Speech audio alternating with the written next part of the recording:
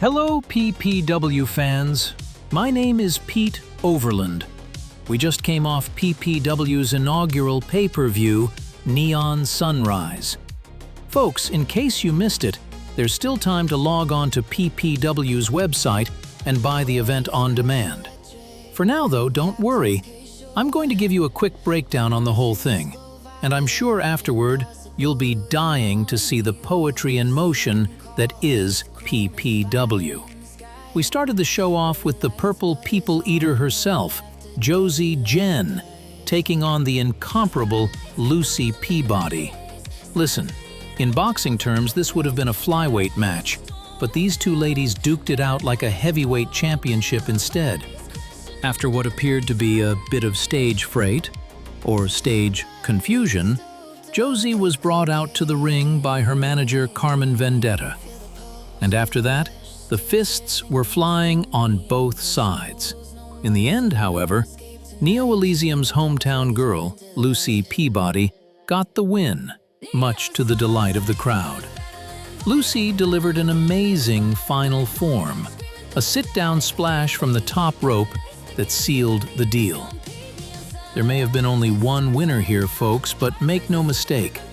Both Lucy and Josie looked great, and I'm sure that Josie is going to be a force to be reckoned with once Carmen is able to get her focused. Next up was a match between Olympia Allen and American Pie. Olympia gave it her all, seeking to show she has what it takes to be on the PPW roster full-time. For quite some time, she seemed to have the match in control. But Pie showed us all why the crowd chants Ichiban every time she comes out. American Pie fed off the power of Americans everywhere and put Olympia away after a massive All-American elbow drop. Yes, folks, that's an American flag that was unfurled as she prepared for her elbow drop. And someone let an American bald eagle out into the arena. The consensus seems to still be out on Olympia and a possible full-time contract. But Chief Talent Officer Paula B. Derangedly was pretty impressed with her.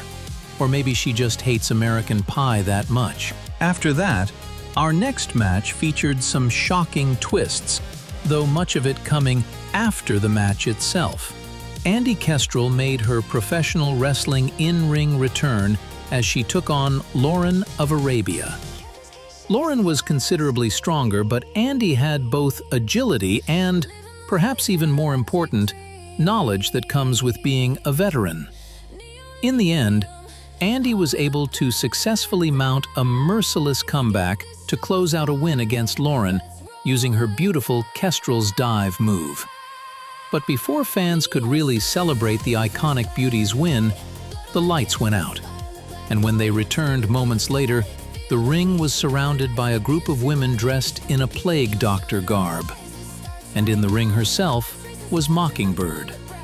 Along with two other members of her Echo that she introduced as Gwen Mercer and Starling, Mockingbird put a beating on Andy that had children with Andy Kestrel t-shirts on, bawling their eyes out.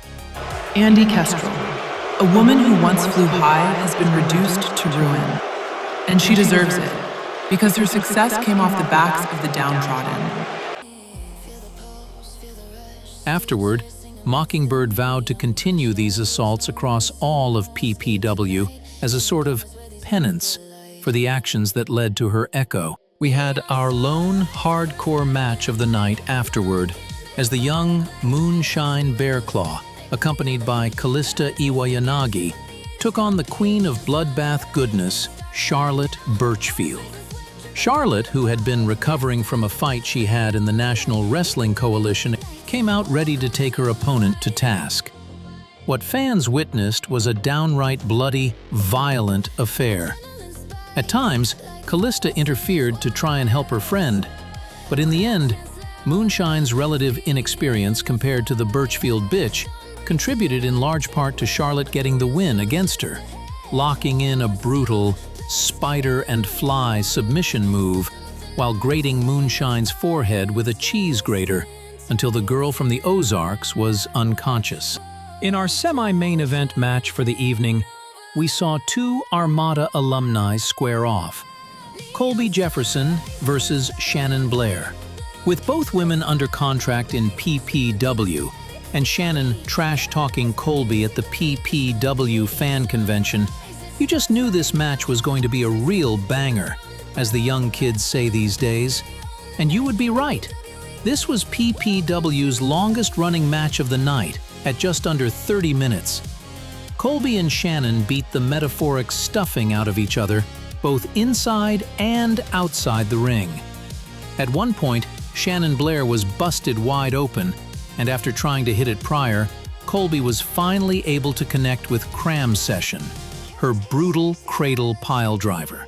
Yet, in a shocking twist, we saw Eddie Sunlight House, a manager known throughout the Indies, make his way down to the ring and help place Shannon's leg for a rope break. Then, with Eddie offering her the use of a gaudy diamond ring, Shannon connected with a shotgun blast of a punch and followed it up with her panhandle twist to get the win.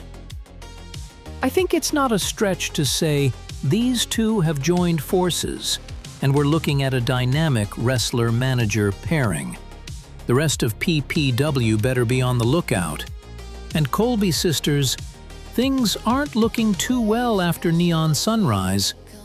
But Colby isn't one to give up, and I have a feeling she's not done yet. And lastly, in our main event, we saw a tag team match between the Danger Dolls, Annie and Lori Tyler, versus the combined power of Marjorie Stormbreaker and Maude Maloney.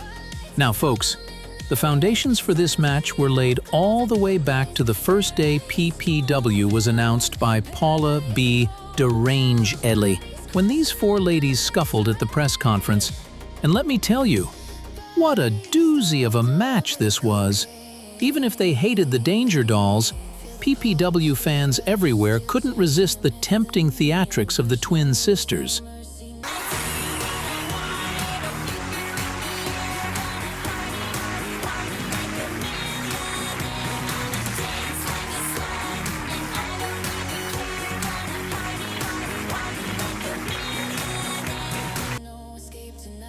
And despite some early hiccups on the Danger Dolls' side, Annie and Lori turned up the heat and fought like rabid dogs, with both ladies taking several called DQ 4 counts. Yet, in the end, it would be Marjorie and Maude who would stand victoriously after Annie was taken for both a Paradise Plunge and a Lightning Strike, with Marjorie securing the victory. Afterward, Maude and Marjorie celebrated in the ring with a little cake cup cola, though I don't think Maude was quite the fan of it that Marjorie is. And with that, Paradise Pro Wrestling's inaugural wrestling event, Neon Sunrise, came to a close. Fans, I'm certain you'll be floored by all the quality action you get with Paradise Pro Wrestling, so be sure to stay up to date on everything. And here's something else for you to get excited about. Very shortly, PPW will be releasing the Sounds of Paradise soundtrack, a collection of songs inspired by Paradise Pro Wrestling, its roster, and Neo Elysium itself. Folks, you'll want to stick with Paradise Pro as well to see the fallout from Neon Sunrise.